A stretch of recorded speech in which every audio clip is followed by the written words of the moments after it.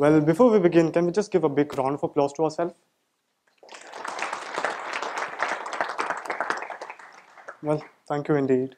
That was to welcome us to what we call the 21st century. Well, when I personally hear the term the 21st century, a lot of thoughts, words, acronyms, synonyms come to my mind.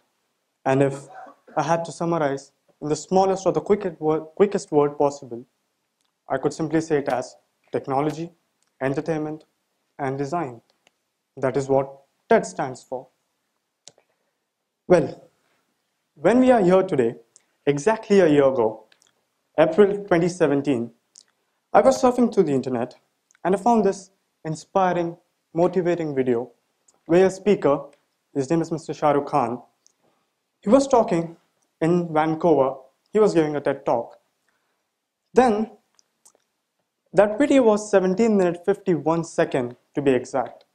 And for the next 17 minutes 51 seconds, I was being motivated, inspired, and I was thinking somewhere back of my mind, when will that day come when I would share my ideas, my experience with people and audience of this capacity?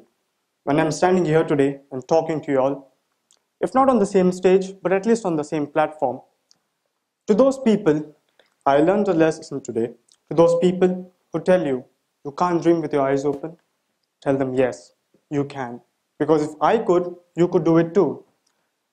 Well, hello everybody, my name is Asim. I still consider myself to be a high school student, though I graduated a week ago. I was born in a year when euro was a new currency and people were scribbling off 90s of the calendar and writing 2000s in it. I come from India, well, two parts to be specific. Western place is Goa and Bangalore in the south. So, educate today for a better tomorrow. Books, when I see them, I see hope. I see opportunities. I see future. But when the same book is seen and opened by a child, let's name him X or her X, when that child sees it, for him or her, it's just plain white sheets of papers. Useless, you see. Though, an opportunity where I see it as a future. I see it as something which will make me capable of. But for that child, it is just white sheets of paper, which is an opportunity to roll up sandwiches ordered by the customer. Well, today, if you ask me my priorities, or a person like me, what are your priorities? My priorities would be simply to get a good job, a good university, have a luxury car. So you see, my choices and my priorities are mainly based about future, not about today. But if you ask the same simple plain question to that child called X, maybe working somewhere, for him or her priorities, or his or her priorities, would be he or she could earn something that could feed her and the family for that following night or for the day, so that they don't sleep hungry that day. So you see the word opportunity and priorities have been used in both the sentences, in both the examples. But mine are mainly focused about future. But that child's or that X, we named it him or her as X, for him or her, it's more about present. So the lesson learned here is, unless you're secure about your present, you don't go on to think about your future. So educate today for a better tomorrow. If we don't educate our current generation, our current youth or our current children about today and what are the conditions today, how do you expect them to think about future? There's a bleak small gap between your luxuries and your necessities. That bleak gap decides your priorities. And fortunately and luckily, I realized that bleak gap of my priorities 3-4 years ago. So let me share where it all began, where I started it. When I went back home in India, I do and had great passion for photography. So I called up a friend of mine. I told him, let's go for a photo shoot. And I wanted to click portraits of people, street photography. And the friend of mine took me to the nearest slum possible. And when I entered there, my definition for life was waking up in the morning, having fun, enjoy. That is what a teenager would do. And that is all I did. But when I entered there, my definition for life had completely changed. I saw people fighting for money, respect, greed, but when I went there, I saw people fighting for as simple as water, food, which is a luxury for them. So when I entered there, I saw a lady standing there with a child at a doorstep. I went up to the lady, inspired by people like Ms. Shruti here, journalist. I tried to be a wannabe journalist. I went up to the daughter, and I told her, "Is that your daughter?" She said, "Yes." And she said she has 11 more of them. So a dozen of children there. I was about to recover from that unrecoverable shock. I asked her, "How many of them go to school?" She said, "None." And that made me, I just stopped there for a while. My second got stopped there. Because according to me, until then, for me as a child, everybody goes to school, which I didn't know.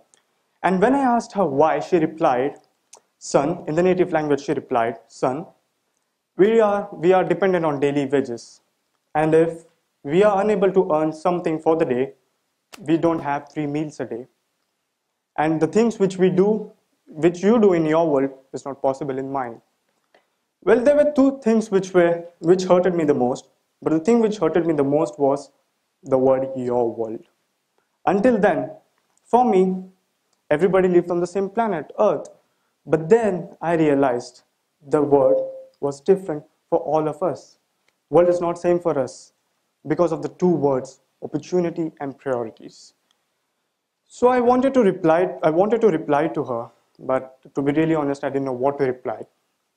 It reminds me of a quote from the chapter they taught us at school. It's called The Lost Spring. The author is Anis Jung, where she says, "Promises like mine are bound in every bleak corner of the world." So I didn't really know what to promise her or what to tell her, but I had promised myself that someday, somewhere, I would do something, not just for that family, but for the entire community or the entire world. So I started working on this, and around 2 3 years later, or around 2 years, I got an invitation from Norway to attend an international youth conference. That changed my life. I met people, a lot of people from a lot of different nationalities. I met them. That conference was mainly focusing on climate change. And while doing a group research, we found out that the top countries, which are highly literate countries in the world, we compared those countries with the countries that are facing the problems of climate change the most and contributing towards it in in a negative manner. And to my shock, the countries, those were mostly literate countries, were not even in that list of 10. Those are polluting. So I could simply draw lines and connect them. I could see that this literate countries and there's no pollution at all. So I could join these lines. And I knew from one place to another you need a bridge. And that bridge for me was education. If you open Oxford Dictionary, you would see education is said as the process of giving or receiving systematic instruction at a school or a university.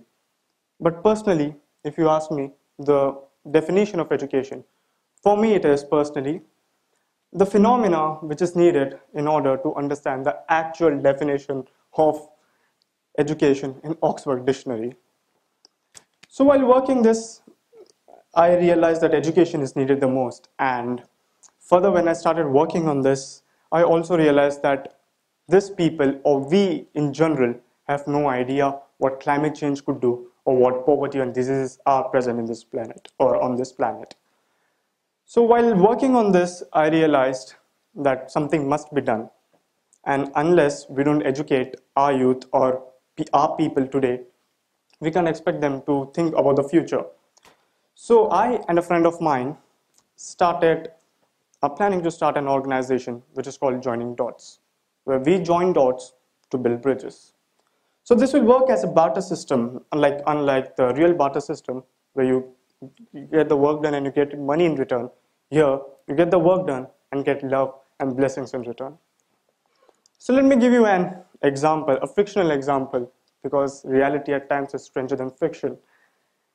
Let's assume we have an alien invasion.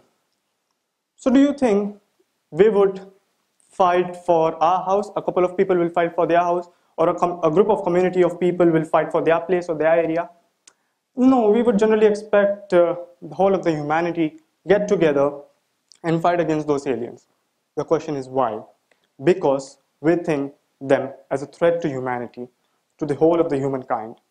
If we consider those aliens as a threat to whole humanity, why don't we consider climate change, global warming, poverty, diseases a threat to the humankind? That is due to lack of education, awareness about those particular things. Let me give you some simple stats, because unless and until you have a mustache and some stats to support, nobody takes you seriously.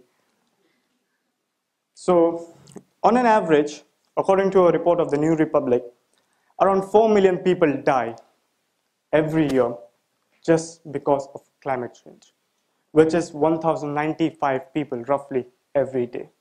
And by the time we finish this session, around 130 to 140 people have died already. And by the year 2030, 20 more million people will die, which is around 60 million. And around 21.5 million people have already migrated because of climate change, according to a report of United Nations Commission for Refugees. So while I was talking about this to people, while I was sharing my ideas, I got this message in return when I shared this with people. And I felt this new thing, it's not directing, it's not planning, it's not financing. This new thing which I thought was only needed for voting or for your driving license, but this new phenomena which was always there for me, but I didn't feel it, it's called AJE. I think you've heard of it, age. When I spoke to people, people replied, son, you have your education, you have your school, go back to it. And that is when I felt the contrast of what Batman felt, of what Joker felt in Batman, where he says, why so serious? I felt completely opposite of it, because nobody was ready to take me seriously. So, what's the solution? I gave you an example of aliens earlier, but suppose you take a supercomputer, put it in a place where people have never heard or seen about it. What do you expect the people to do? For those people, it's just waste piece of junk, because they have no awareness or education about it. So as useful as the supercomputer is, the education today, what we can give to our current generation, is useful as supercomputer for tomorrow. So in general, if you feed a person, you may feed for a day or for that timing. But if you educate that poor man or poor woman, you would one day become a reason behind him or she earning that bread, and maybe be a reason to feed many others as such. Let's take the example of the word problem. It has 7 letters in it. And take the word me, 2 letters in it. 7 is greater to 2. See, I'm good at math. I don't know why my teacher always thought I'm bad at math. Generally, 7 is greater than 2. And then we take the word together. 8 characters, solution, 8 characters. And what if we take the E from together and add education to it? Then together is equal to solution, which means I or me together alone cannot do it. If all of us together join together with education and awareness, we could be the solution. So that, ladies and gentlemen, is Educate Today for a Better Tomorrow. Thank you.